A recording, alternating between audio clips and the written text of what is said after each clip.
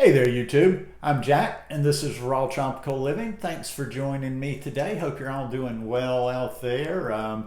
We have had spring-like weather here all week since about last Saturday, and it continues today. We're almost 80 degrees. We're still having some cool nights, which is nice, but yeah. Anyhow, today I want to talk a little bit about how my raw food diet is boring and how I might not be the best example for you. Guys, if you're not already subscribed to the channel, I'd really appreciate if you go down and hit that subscribe button now. Then be sure you click on the little bell and check send notifications so you'll stay subscribed to the channel. I was thinking a little bit yesterday. I haven't posted in a couple of days on Instagram trying to figure something to post, and I'm actually having trouble coming up with content over there as I'm currently, I realize every time I do a video, this could be the first time somebody's watching, so I'm trying to get better at giving more details than possible. I'm in a little small town in Alabama, so that's why, after I've been here coming up on 4 years now. And when you're in a very small town in Alabama, it's kind of hard to keep that Instagram feed very exciting with this food because, I'm limited. And it just got me to thinking, and listen, this isn't from anybody. I haven't ever really gotten any hate, or anybody coming out and saying, man, you're boring, or your food is boring, or the way you eat is boring. And to be quite honest, if somebody said that to me, I wouldn't really be offended. I couldn't really say all that much because when I start going back through my stories, my feed, everything else, I kind of look at it the same way. I'm kind of like, well, if you look at it from a visual aspect or an excitement aspect or the way that most people look at things, yeah, it probably is kind of boring because I tend to do if I didn't change shirts, you would just think that I had some clips that I just put into my stories every day because I eat mostly the same thing. I eat ice cream every day. I usually have a big salad every day. Most days I have a big green smoothie. Now the ingredients, the flavor of the ice cream will change. So the dressing of the salad will change. The smoothie is usually very similar, and I do mix some other things in there, but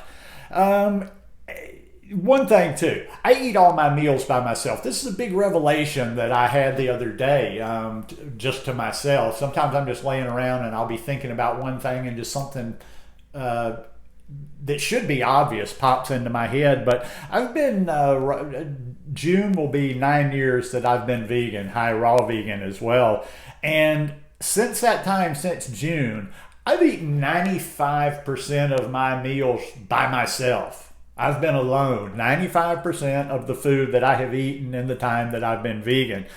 So I start thinking about that, and that is there may be people that go away for a month and eat by themselves for a month or only prepare them food for themselves for short periods of time.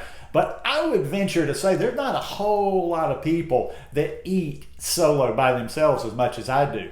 So when you live like that, when you eat like that, and especially for me, it could be different. Somebody could be living my exact circumstances and still not be eating raw the same way. But I just get very utilitarian with it. I'm like, okay, what are the foods that I want to get into my body every day for the function of my body? What do the things that I feel that I need in my body to make me work?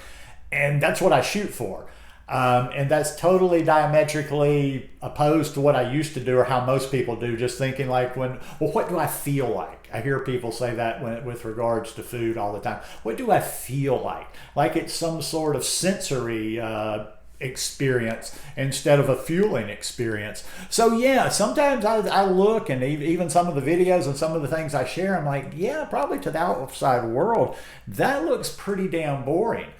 Also too, small town Alabama. Let me repeat that one time again. If you go back and look into my videos up until about 4 years ago, all the videos were from the tropics in Costa Rica. That's where I went vegan. That's where I went raw. That's where I was eating raw. And that's probably why I jumped into high raw as soon as I did, because of what I had available.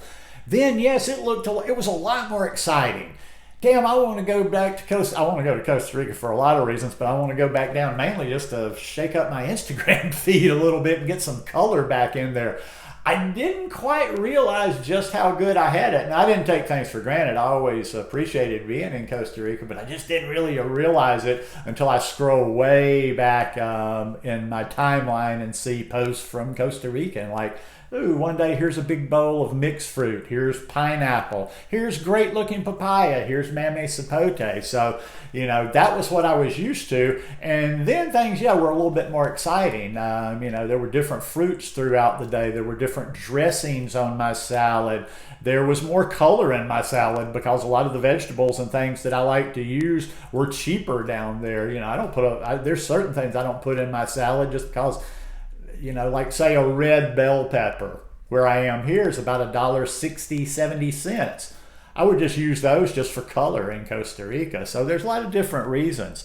But that's why I'm always trying to curate content. That's always why I'm recommending, you know, to check other people out, and I make specific recommendations. Get yourself some recipes. That's why I constantly, it's not just because we're friends. I don't recommend people just because they're my friends. In fact, I'm a hard ass like that. You could have a business, and if I didn't like your product or if I didn't think you did good business, the friendship has no part in there. I'm not going to recommend your business. That's why I'm always recommending Melissa of Raw Food Romance. Great recipes. If you think this lifestyle is boring, or if your current lifestyle is boring, or you think my lifestyle is boring, go get yourself some recipes. Get some recipe books. Spend a little bit of money. If you're trying to do this, if you're watching videos on the internet, I doubt you're completely broke. You can at least afford to buy yourself one or two recipe books. Get yourself some recipes. And if it's not, hey, I might just particularly resonate with her recipes, but she's got like, I don't know how many books she's got by now, 8, 9, 10 recipes, all of different types. And there's low fat, there's no fat, there's higher fat recipes. There's the Raw Advantage, Chris Kendall. So get yourself some recipes and you know, learn how to make your food a lot more exciting. Follow these hashtags. Follow the raw vegan hashtags, the raw food hashtags on Instagram. But let me give you a big but on there. Let's don't go from boring to super exciting and then just get pulled in by food. Oh, that looks so pretty. Now, a lot of times if you look, you have to wade through some of this stuff. Like I'll see a lot of stuff that's raw food, like, you know, hashtag raw food diet, hashtag things like this. And the food is beautiful, but it's like gourmet food. It's like foodie stuff that, you know, that's just not all that healthy. And don't be seduced by some of your bigger name creators and influencers in this. I find sometimes some of those bigger names, if you look at those recipes, full of fat, just gobs of fat, and things in there that just don't serve us that well. And conversely, on the opposite hand, I've come across, and that's why I'm always, you know, just looking around on Instagram, clicking on this person's stuff. Somebody likes my stuff. I'm like, all right, let me go check this person out. I check out a lot of people because I find some really good recipes from people you would never have heard of. Maybe they have less than 10,000 followers on Instagram or whatever. Maybe they don't have a YouTube channel. There's a lot of people with good recipes. I've encouraged, while I've been doing this, I couldn't tell you how many people I've encouraged to get more active on Instagram or actually have a YouTube channel because they have something to share. So, you know, look through those hashtags, find food that, you know, that resonates with you on Instagram. Let me put it like this. There is as many options out there, if not more than there is in the cooked world, that there is in the non-plant-based world. It's kind of a mental thing sometimes. You know, people think like you need to have 150 different things to eat on a raw food diet. But yet, people eating the standard American diet usually have their 4, 5, or 6 things that they just cycle through and, you know, that they eat all the time. And one last thing here. One way I'm always recommending to people that are new to this or that are struggling with this or have just not been able to make it work for them is instead of looking to, I really appreciate that people follow me, and I will continue to try to put out tips that are not even specifically related to my situation. But that's why I'm always pointing to other people and saying, look here, look there, is I like to curate the content as much as I like to create it. And I like to put you with people who you might be more compatible with. Look at people.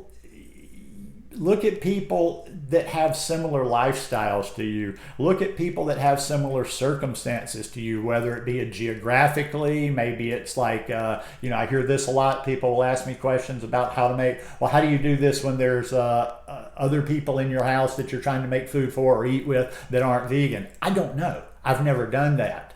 Or how do you do this for somebody that's got Crohn's or blah, blah, blah? I don't know. I don't have that. But there's somebody out there that does. And once again, stop chasing the people with the big numbers and the familiar faces and whatever, and chase somebody that's similar to you that has made this lifestyle work for them. If you're sitting up in Minnesota, when I was in Costa Rica, you can take some things from me, but I'm not your example. I'm sitting in the tropics. You're in Minnesota in January.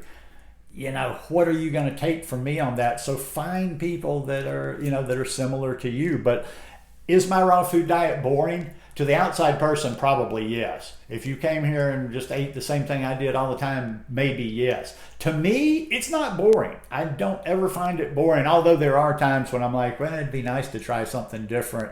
Then when I make my smoothie, I'm sitting there drinking it going, I love this, it's delicious. So I guess I'm lucky that simplicity has always played well for me. Even when I ate a standard American diet, I could just eat the same things over and over and over and over. So your mileage may vary.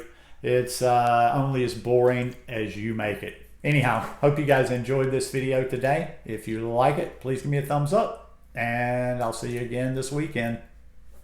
Peace.